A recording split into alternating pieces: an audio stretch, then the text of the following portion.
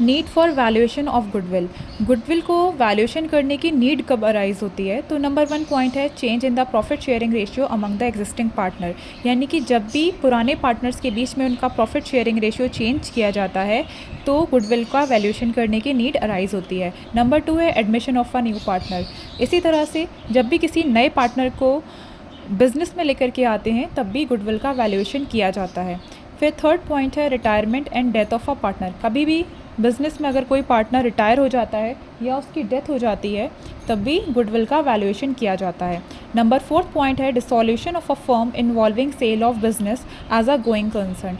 जब भी फर्म का डिसॉल्यूशन होता है या बिजनेस बिकता है तब भी गुडविल की वैल्यूएशन की जाती है। उसके बाद में 5th पॉइंट है amalgamation of a partnership firm. जब भी पार्टनरशिप फर्म आपस में मर्ज होती हैं तो गुडविल का वैल्यूएशन किया जाता है। हालांकि अब ये पॉइंट नंबर 5 आपका एक चैप्टर था इसके ऊपर पूरा पर्टिकुलर, लेकिन अब वो चैप्टर सिलेबस में नहीं है सीबीएसई बोर्ड के। अब आते हैं नेक्स्ट हमारा टॉपिक है method of valuation of goodwill.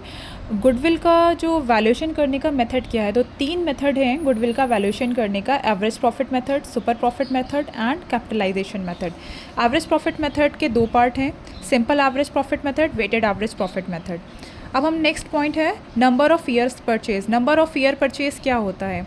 It means the number of years for which the firm will earn the same amount of profit, यानी कि नंबर ऑफ़ ईयर्स परचेज का मीनिंग होता है कि इतने साल तक firm same amount of profit earn कर पाएगी।